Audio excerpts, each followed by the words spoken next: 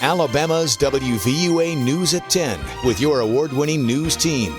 John Huddleston, weather with Richard Scott, and sports with Gary Harris.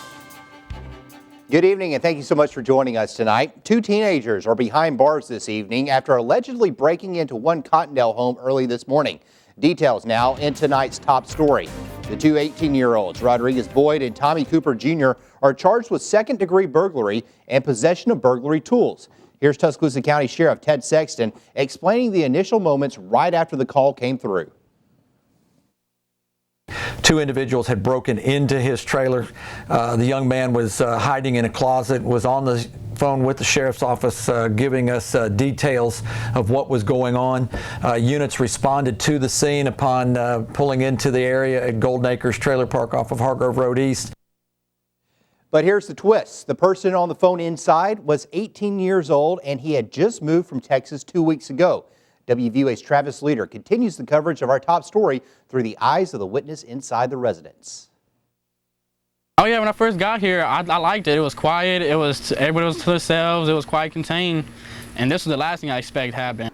The neighbor across the street tipped off Christopher Barkley's family, who eventually got in contact with the new resident. I was laying down in bed and I get a phone call from my brother, and he tells me to get up and walk around because there are two suspicious people around the house. And so he told me to call the cops, and I call them. And as I'm calling them, I walk towards the master bathroom so I could go get in the closet because I was kind of scared. I'm not gonna lie. The suspects first tried to pry this door open, but they had better luck when they tried to climb up this pole. In the circumstances here, I wasn't able to use anything to protect myself because I didn't know if everything was in the house. So I think I did the best to protect my life because insurance money will cover the broken items and stuff.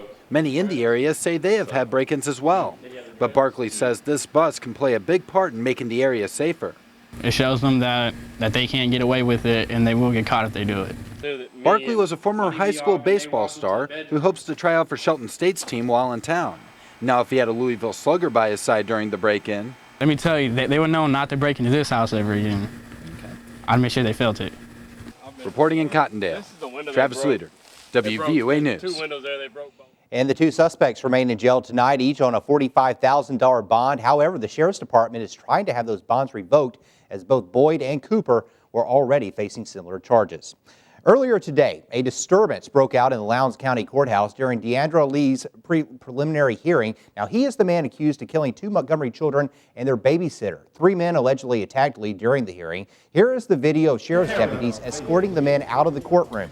This came after an emotional hearing where investigators revealed multiple details regarding the case, including how many times the children were shot.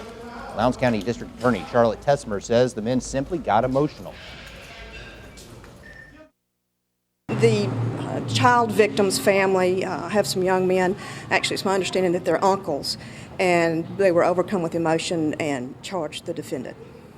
And they went back into the courtroom following the hearing? Yes, and were held in contempt of court. The judge ordered the triple homicide case to go before a grand jury. Tessmer hopes it will be ready in time for the next grand jury in a couple of weeks. If not, it could be held until the beginning of the year. Well, it's official. European aircraft manufacturer Airbus is coming to Alabama, and with it, close to 1,000 new jobs. Company officials made the announcement today in Mobile. This will be Airbus's first manufacturing plant in the Western Hemisphere. The facility will cost about $600 million to build, but that's minuscule compared to the payoff for the company as well as the state's economy.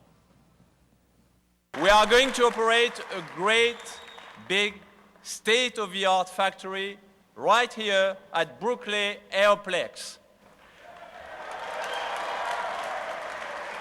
And we are going to create jobs.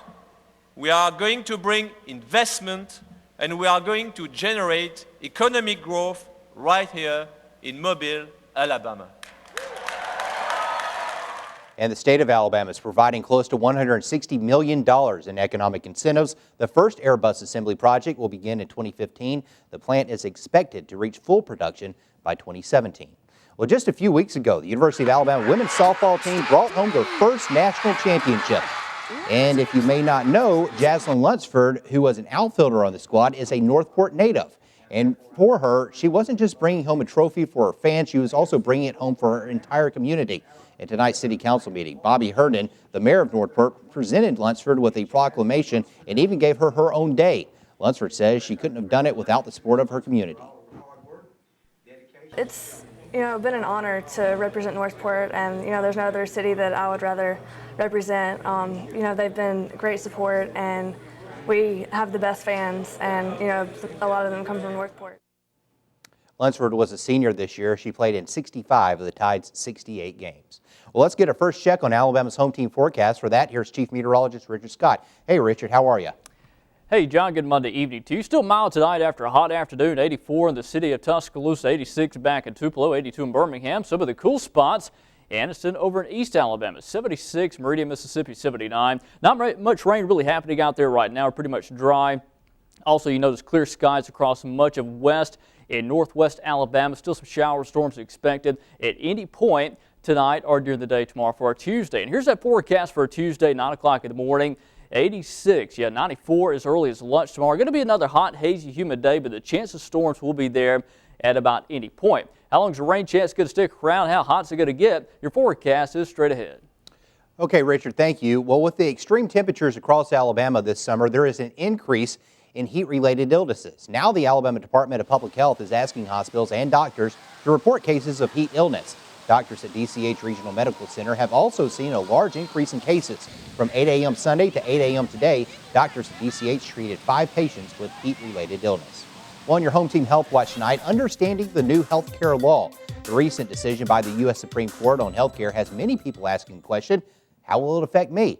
The law leaves in place that individual mandate that all Americans are required to have or buy health care by 2014 or face a penalty. The penalty will start off with a $285 fine per family or 1% of the annual income, whichever is greater. Then it goes up after that. WVUA spoke with Dr. Leah Yerby with the University of Alabama Medical School, who told us the new law is about creating options. It's estimated there will be at least 8% of the population that remains uninsured, just because there are always going to be those persons that you can't get into the system or keep in the system. Also, this law does not apply to illegal immigrants. Governor Bentley said he was deeply disappointed by the decision and the law must be repealed.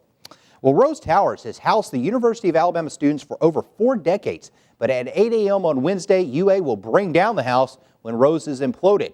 WVUA's Courtney Highfield has more on what went into the decision and what comes next. It has been the home to, we estimate, over 30,000 students, faculty, and staff over the years. Rose Towers has been a UA landmark for over 4 decades, but officials say time has taken its toll on the building. Just as it's aged in more recent years, there have been some challenges with that facility. The building really just isn't appropriate to adapt to a new type of use. In place of Rose Towers, the university will begin construction on Phase 2 of a new residential community. There are plans. You may have noticed that we are currently building what's called Presidential Village Phase 1. The Board of Trustees approved back in the fall to build Phase 2, which will be on that footprint of Rose Towers. The new dorms will have a more modern look and feel. The bedroom type configuration, the bathrooms, just the modern amenities that are going into our current dorms, and just should be a better living, learning community and experience. In between those 2 residence halls will be a student recreation center with some office space and also a space for about 3,000 students in an emergency situation, so a shelter. Officials say Presidential Village is expected to launch in 2014. Reporting in Tuscaloosa, Courtney Highfield, WVUA News. And officials say starting at 6:30 Wednesday morning, Jack Warner Parkway, Hackberry Lane, and Old Hackberry Lane will be closed. Walking trails at Manderson Landing will also be closed during that time. Well, with the lack of significant rainfall this summer, some cities are making changes to their fireworks policy for the 4th of July.